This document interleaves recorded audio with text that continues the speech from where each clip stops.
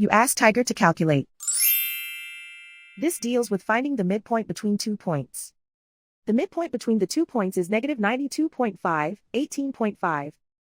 Let's solve it step by step. Plot the 2 points and calculate the midpoint using the formula. The coordinates of point 1 are, x1 equals negative 87, y1 equals 50.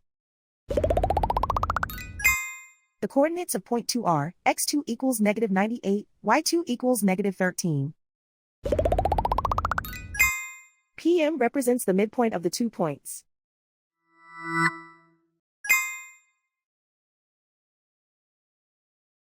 Use the x values in the midpoint formula to find the midpoints x. x1 equals negative 87. x2 equals negative 98. Simplify the arithmetic.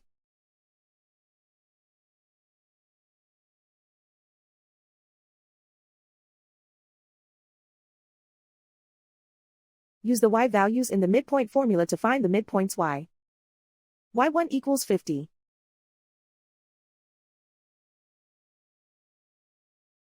y2 equals negative 13. Simplify the arithmetic.